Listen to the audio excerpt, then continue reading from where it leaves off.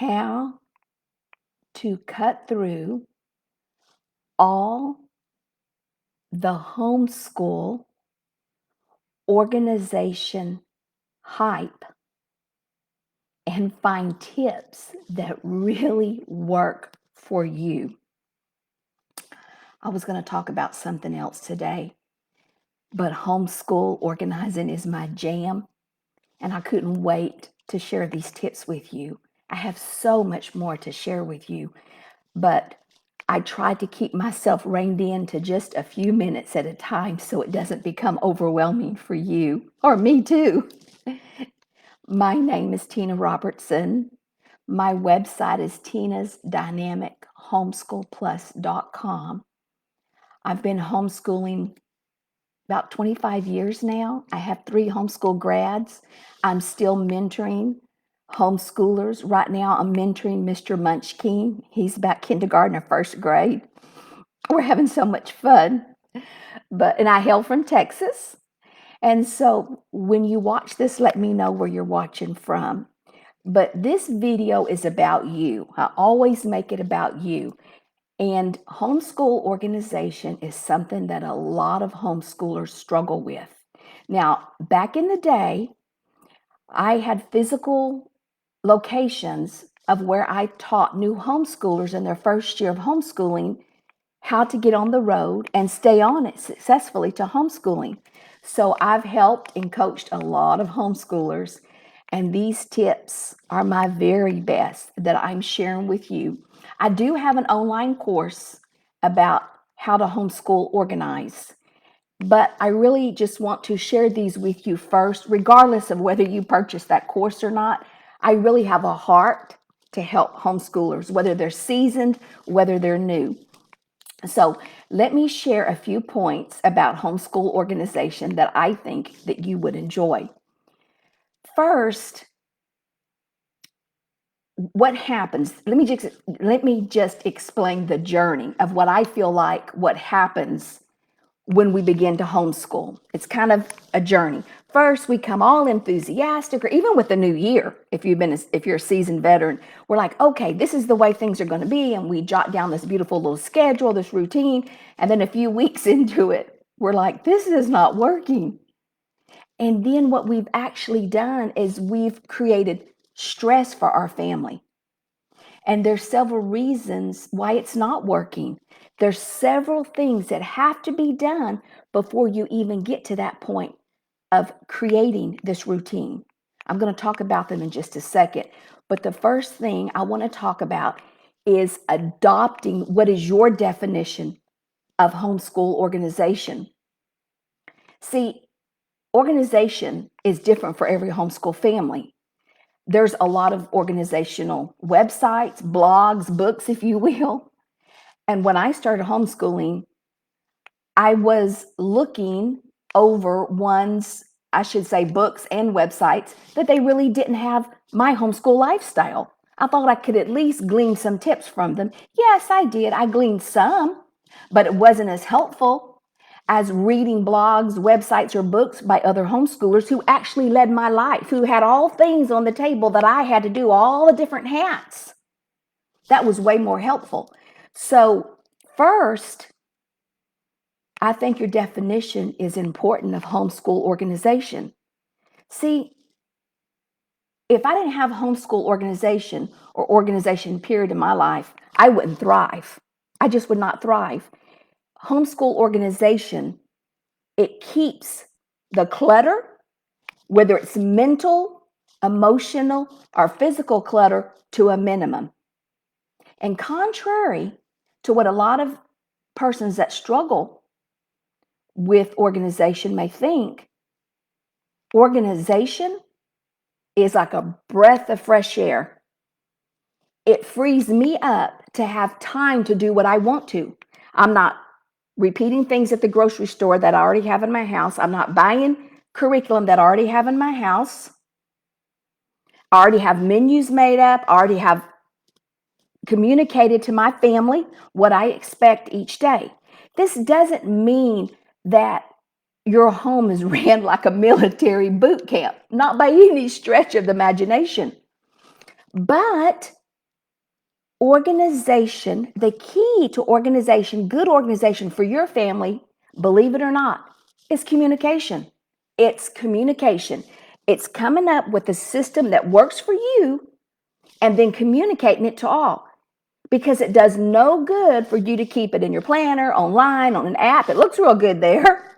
But unless we communicate it to our children and our family in a visual way where they don't forget, then it's like we're just fighting an uphill battle. We want everybody on the same page. So first, you have to think, is organization a straitjacket? Will it just clip my wings? See, I've never felt that way. Now, with that being said, what I have seen in the past is whether it's a new year or a new homeschooler, they go overboard. They over organize, if you will, over organize. Why do I say that? Well, here's one problem. Say, for example, one family, they're not early morning risers, but she has everybody starting at 8 o'clock in the morning because we're going to have this new year and we're going to do things different. But see, that's not your family's rhythm. It won't work. Maybe for just a few days, everybody will probably be grouchy and miserable, but it's not your family's rhythm. So the first thing is to find and know your family's rhythm. Well, how do you do that? Well, when I taught workshops in person, I would just have them track 1 week on a calendar. What did you do for the day? When did you fold clothes? When did your kids actually get up? Not when you want them to get up, but when did they get up? When did you find yourself exercising? When did you find yourself preparing for meals? When did you find yourself, recipes? When did you find yourself having conversations with your significant other? What time did you get up in the morning? What time did you go to sleep? From that, I can help you create a realistic schedule. Yes, I love the word schedule. It gets a lot of boos in the homeschool world. But if we don't schedule, there's no expectation for the day. We just flow through the day responding. And I'm not a responder. I am proactive. There's things I want to get done for the day in a relaxed way that fits my family's rhythm. So the first thing is, if you don't know your family's rhythm or you think you do, track it for 1 week. I promise you, if you come back here, I'll help you when you lay it out. Now, the next thing to think about is that organization is a tool. It's not there to agonize you, but it's to help you to organize. And I remember this phrase by Maria Grazia. I hope I'm pronouncing her name correctly. It was many years ago, and it really stuck with me. And she said, organization is a decision, not a disease. We all have the ability to organize, even if you think you're not organized and you really need help. Okay? But take comfort, if you will, take heart with this. Your blender doesn't end up in the bathroom, probably. Your pillow probably doesn't end up on the kitchen counter. I know you think that's crazy, but really, you have a system already in your house. All you have to do is hone the homeschool with the life. That's it. Most persons are organized. They just don't have stuff all over everywhere. So you have a place right now for everything. And that's the key to organization. Or you have a place for some things. You want a place for everything. That is the key. And what happens is a lot of homeschoolers, they just want to hurry, create that schedule without giving thought. There's that pre-step to make sure that schedule, that routine, that list of to-dos will work. So then what is it that we have to find a place for now that we're homeschooling? Well, we have light housekeeping, we have heavy housekeeping, we have to have time to school, we have to have time with our significant other. If you go to co-ops, extra classes, meal planning, how about time for yourself? And for me, it was also time for others when I was doing workshops and going once a month and helping other new homeschoolers. I had to have time to prep my outlines, to prepare the curriculum for them as well. And we ran our own business. Okay, so what did I do? It sounds like a lot, but it's probably not no more than what you probably have on your plate wearing different hats as well. But what did I do? Well, instead of thinking I can do all these things, I plugged each one of those activities into the week. See, therein is the key. That's the key to keeping us realistic. Now, are we going to have to let some things go? We might have to. For example, when I was helping some homeschoolers, a lot of them did volunteer work. It was very, wonderful volunteer work for these family shelters. It was great volunteer work. But with the hats that she was wearing and she wanted to homeschool, she had to make some choices for right now because her kids were younger. They needed more of her time. So when you plug everything into a place, you don't bring aggravation on yourself or your family, or you think you're a complete failure when you're not, when really you're probably doing twice as much as another mom who's not homeschooling because you're juggling that much more. So the point is, all of these things you do, you list them, then you plug them in the week. Plug them in, write them in. Where are you going to do that at? It doesn't mean you have to do it on that day, but when you plug it in, then you can look at the week and you can say, well, this is all I can do for the week, or I need some downtime in here. I'm not Superwoman. I may have to let some things go. And I've let plenty go while I've homeschooled. And I've adopted that 2-letter word that a lot of us can't say, and that's no. No, I can't do that because I'm giving priority to this. Some moms, as much as I explain this tip to them, they refuse to list it all, put it in their calendar and say, and then when you put it in your calendar, then reality hits because you're like, I can't do all of this. And it's not up to me or another blog a person on a blog or a book to tell you what you can and can't do for your life. You have to decide what's important.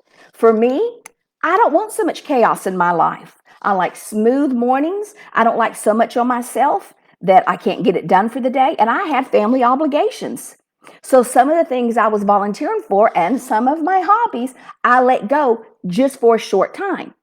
Now, I didn't let go of things like walking or exercising that were important to me because they were important also to my mental health and my physical health. I had to put those things in because they were important. Okay, so then after you plug those in, then the next thing after you see that on your calendar is time. Now you can see how much time do you have. Are you going to be panting through the week, or can you let some things go so that there's some relaxed time in case something doesn't work out the way you want it to? So also there's a lot of hype in the homeschool world about looping, about routines, about homeschool schedules. You can read all of that to your delight. What I find is simple instead of trying to understand all these terms, and there may be some more terms that come in homeschool in the next 20 years. It really just comes down to putting it on the calendar for the week and looking at it and making your to-do list. For example, for my household, I knew that we're early risers. Yes, I know not a lot of people are early risers. Getting started at noon was nothing comforting to me. It was stressful. I want to be done with school by the time supper comes around, but my husband's schedule's the same. We're all on the same schedule. I have girlfriends whose husbands worked at night. If they did that, they would never get to see dad. So they'd stay up late, wait for dad, and they didn't start school until closer to 1, and they schooled through supper time because then he was off to work.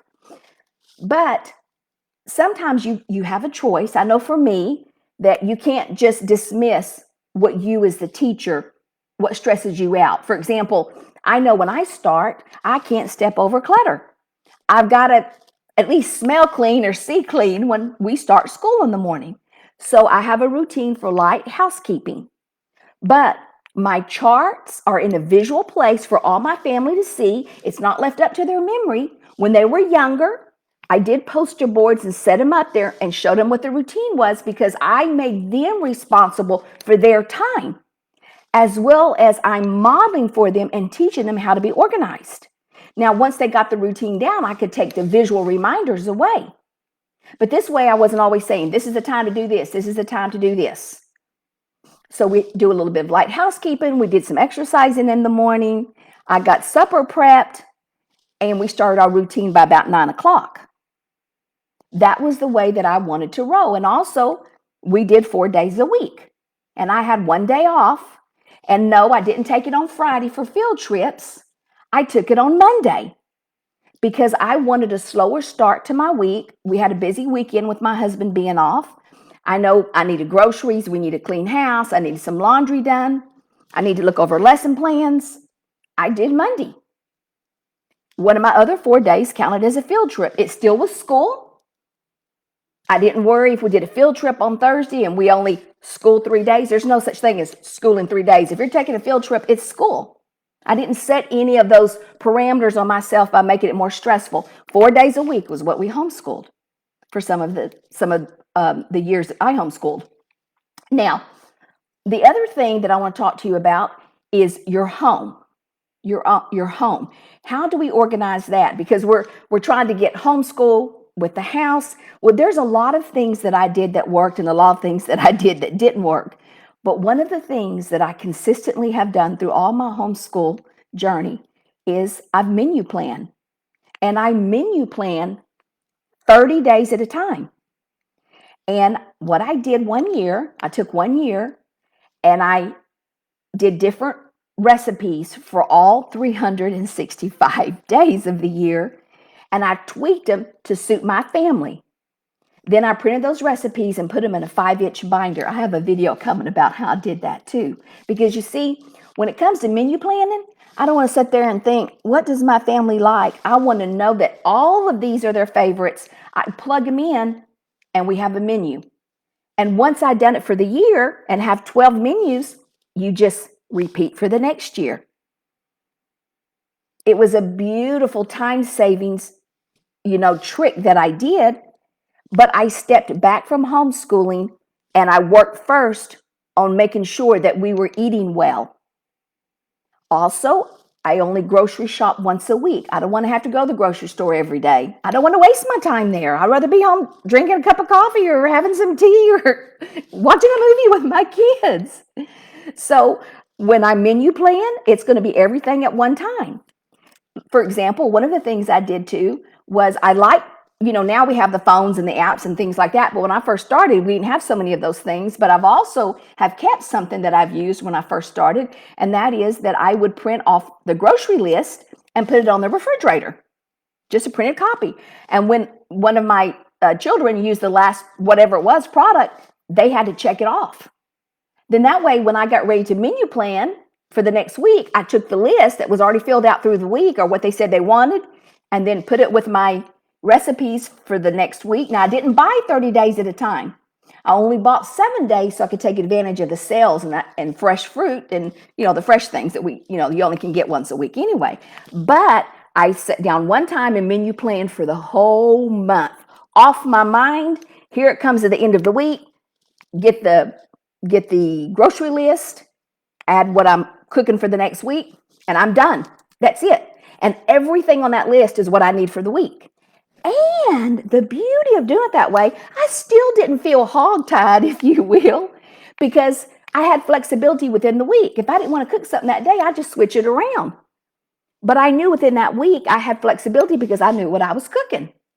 So there's still flexibility, but preparation is the key. So I want to talk some more about schedules. I want to talk some more about routines. I want to talk some more about to-do list in another video, but not this one, because I want you to take away those key points about adopting your definition of organization.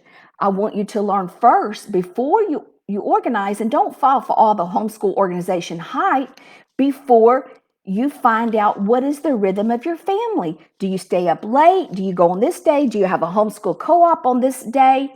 Do you have younger kids that are getting up early and then the older kids are sleeping in late? How do we do all that? I promise you, if you want my help, I'm here. I've been doing it for years. I've been helping homeschoolers for years come up with a brilliant plan. And the key is simplicity. Don't complicate it. Don't complicate it. And the last thing is you have to want to do it. I've helped some homeschoolers who, even when she threw a mound at me, just kept thinking, there's no way to solve this. There's no way to solve this. You have to want to see that organization is not a disease. It is a decision. You have to want something different than you have now. And there have been a few like that through the years where I've helped them, but they've not wanted to do it because they've not wanted to rein themselves in. So if you want to be proactive and not react to everything in your environment that you can control, there's some things we can't control, obviously. We don't control when the littles get up. They are our true scheduler. The schedule has to go to them. There's sickness, there's special needs. I'm not talking about those things. All those things come up in life and have to be considered and are important. But when you have a plan, you have a pace, you have a purpose, and you do achieve success. So if you want to do those routines or your schedules, post them here. If you have a question, let me help you. I will try to upload a printable that I have for you, or at least put a link for it that I have for you about how to avoid the homeschool organization hype and find something that really works for you. Thank you. Until next time.